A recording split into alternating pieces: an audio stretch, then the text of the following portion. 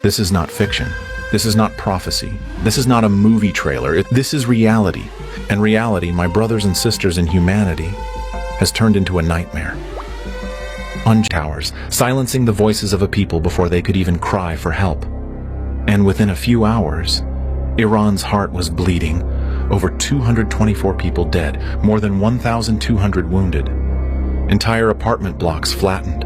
Fathers carrying the burned bodies of their sons, children digging through rubble to find their mothers, hospitals overflowing with the injured and the dying, all because Israel, without warning, declared itself judge, jury, and executioner over an entire nation. Where was the outrage? Where were the world leaders who scream about human rights? Where were the sanctions, the investigations, the emergency sessions? Nowhere. Because the victims were not European. Because the bombs were dropped by the favored child of the West, Israel. But this time, the blood did not flow in one direction. Iran retaliated, and when they did, the entire world felt it. Over 370 ballistic missiles and suicide drones tore through the sky like a divine response. They rained down on Israeli cities, Tel Aviv, Haifa, Bnei Brak, Jerusalem. Fire, destruction, panic. And suddenly, Israel felt what Gaza has felt for decades. Buildings trembled, civilians screamed, airports shut, markets collapsed. And Israel, for the first time in modern memory,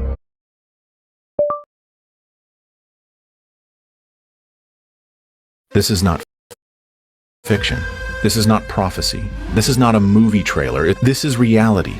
And reality, my brothers and sisters in humanity, has turned into a nightmare. On June 13th, 2025, before dawn broke over Iran, the sky turned red, not from the sunrise, but from Israeli warplanes, slicing into Iranian airspace, carrying missiles, carrying death. They came with fire, they came with fury, they came with silence from the world. And just like that, the bombs began to fall. Tehran, Natanz, Isfahan, Kermanshah, Tabriz, target after target, facility after facility, neighborhood after neighborhood. Israel didn't strike one or two military depots. They launched the most coordinated and destructive air campaign against Iran in history. And they did it first. They hit nuclear facilities, knowing full well the radiation risk. They hit energy grids, cutting power to hospitals and homes. They hit broadcasting towers, silencing the voices of a people before they could even cry for help. And within a few hours, Iran's heart was bleeding.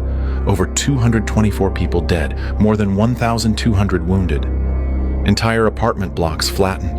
Fathers carrying the burned bodies of their sons, children digging through rubble to find their mothers, hospitals overflowing with the injured and the dying, all because Israel, without warning, declared itself judge, jury, and executioner over an entire nation.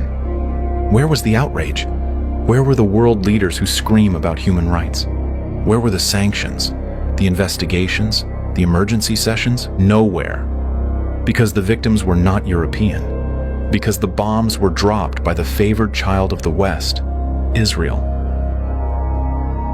But this time, the blood did not flow in one direction. Iran retaliated, and when they did, the entire world felt it. Over 370 ballistic missiles and suicide drones tore through the sky like a divine response. They rained down on Israeli cities, Tel Aviv, Haifa, Bnei Brak, Jerusalem. Fire, destruction, panic. And suddenly, Israel felt what Gaza has felt for decades. Buildings trembled, civilians screamed, airports shut, markets collapsed. And Israel, for the first time in modern memory, looked vulnerable. 14 dead, hundreds wounded, Tel Aviv on fire, sirens blaring, and a realization dawning: Iran is not Gaza. Iran is not helpless. Iran is not isolated. Iran is not afraid. This wasn't just a military clash. This was a cosmic crack in the illusion of Israeli invincibility. And yet, Israel vows to escalate again. They threaten another wave. They speak of full decapitation. They speak of erasing Iran's leadership. They speak as if they are gods, but they are not. They are mortals, and mortals playing with nuclear fire will soon be consumed by it. Let us speak clearly now. Let no one say, we didn't know. Let no one pretend this is political. This is existential. Iran has the capacity. Israel has the bombs. And now they are at war, not in theory, but in action. The nuclear nightmare is no longer a possibility. It is a button away, and if that button is pushed, millions will die.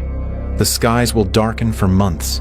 Crops will fail. Children will be born with deformities. Nations will fall. The so-called Middle East will become the graveyard of empires. The Holy Lands will be turned into radiation zones, and the Ummah, the Muslim nation, will face a trial unlike any in history. Do you feel the urgency now? This is not about Iran. This is not about Israel. This is about the entire world, dangling over the edge of annihilation. And the world still refuses to admit it was Israel who struck first. It is Israel who always believes it is above the law. It is Israel who has committed genocide, apartheid, occupation, and lies with a smile. Let me take you back, not to 2025, not even to 1948. Let's go further. The seeds of what we are seeing today were planted not just by armies, but by ideologies soaked in arrogance, apartheid, and the illusion of racial supremacy. Zionism was never just about a homeland. It was about a nation with no rules, claiming God while violating every command he ever gave. In 1948, they called it independence, but we call it the Nakba, the catastrophe.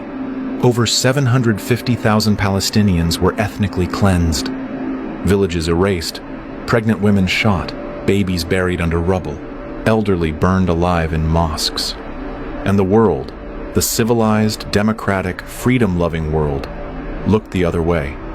And Israel, it was rewarded. Weapons, money, media support, UN protection. Then came 1967, the Six-Day War, where Israel grabbed Gaza, the West Bank, East Jerusalem, and the Golan Heights. They said it was self-defense, but they bulldozed homes, imprisoned children, and built illegal settlements. And the world, they said, let's not take sides. Then came Lebanon, 1982, the Sabra and Shatila massacres. Israel surrounded Palestinian refugee camps and let the killers in. Over 3,500 civilians slaughtered, slit throats, mass graves. Eyewitnesses tell of Israeli soldiers laughing while the screams echoed. And the world? It said, let's wait for an investigation. Then came Gaza, bleeding, starving, suffocating Gaza. 3 major wars, thousands of children dead, white phosphorus, snipers aiming for the legs of journalists, bombs on mosques, libraries, bakeries, and now, Iran. Do you see the pattern? Wherever there is resistance, Israel brings war. Wherever there is dignity, Israel brings humiliation. Wherever there is independence, Israel brings death. And they do it while chanting, "We are the victims." But Israel doesn't act alone. Behind every airstrike is an empire. Behind every missile, a lobby. Behind every lie, a press machine. Behind every drone, a handshake in Washington or Brussels. Let us not be naive. Israel survives because the West protects it. The United States sends over $3.8 billion in military aid annually, while Americans sleep in tents. The UK trains its pilots. France provides the intelligence. Germany sends submarines. Why? Because Israel is not a country. It is a project, a forward base, a foothold in the Muslim world, a weaponized outpost of Western dominance. And every time Israel commits murder, Western politicians say the same thing. We support Israel's right to defend itself. Defend itself from what? From farmers with rocks? From children with kites? From poets? From prayers? This is not defense. This is delusion. And it is this delusion that is pushing the world toward nuclear war. Now let me speak to the Muslim world. You, yes you, O Muslim who cries when you scroll past images of Gaza, of Iran, of children covered in blood. Where are your hands? Where are your voices? Where is your outrage? We have been tested. We have been humiliated. We have been mocked. Our lands are occupied. Our scholars are silenced. Our youth are distracted. But the Quran warned us, Do the people think that they will be left to say, "We believe," and they will not be tested? Surah Al-Ankabut 29:2. This is a test, not just for Iran, not just for Gaza, but for every Muslim alive today. The Prophet, peace be upon him, said, "If one of you sees an evil, let him change it with his hand. If he cannot, then with his tongue. If he cannot, then with his heart. And that is the weakest of faith." Sahih Muslim. So ask yourself, have you done all three, or are you still scrolling? You've seen the fire, you've seen the blood, you've seen the bombs, but now I ask you, have you seen the signs? Because this is no longer just war. This is something deeper, something darker, something prophetic. The Prophet Muhammad, peace be upon him, warned us, "There will come a time when nations will gather against you as people gather to eat from a dish." The companions asked, "Will we be few in number?" He said, "No, you will be many, but you will be like the foam on the sea." Abu Dawud. That time is now. Muslim blood is cheaper than water. Our lands are pillaged, our voices censored, our scholars jailed, our children burned, while the world watches. Is this not the foam? Is this not the moment when truth and falsehood have become so tangled? The only clarity left is through revelation. The Prophet, peace be upon him, also said, "Before the hour, there will be years of deception. The liar will be believed, the truthful will be rejected, the treacherous will be trusted, and the honest will be called traitors." Musnad Ahmad. Look around you. Truth is punished. Falsehood is broadcast. War is called peace.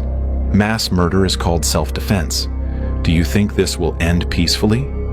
Do you think nuclear fire will not rain down if this arrogance continues?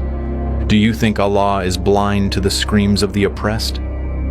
He is Al-Basir, the all-seeing. He is Al-Hakam, the judge.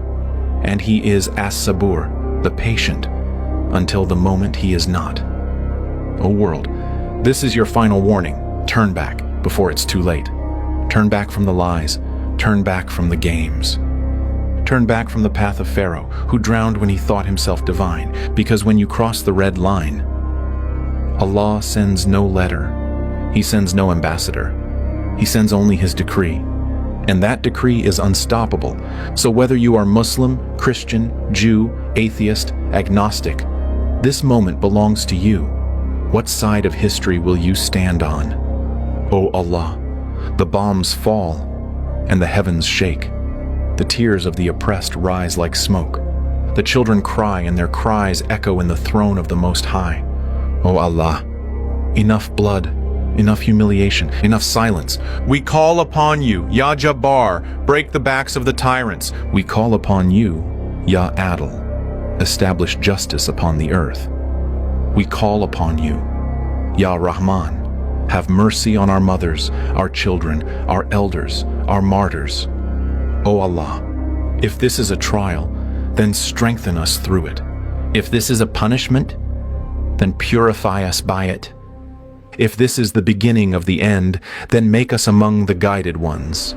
Raise from among us leaders of truth, warriors of mercy, voices of justice. O Allah, let the world awaken before the final trumpet is blown. Let the arrogant tremble, let the oppressed rise, let the veils fall, and let truth shine, even if the world hates it. Ameen. This is not just about Israel. This is not just about Iran. This is about you. You, watching this right now.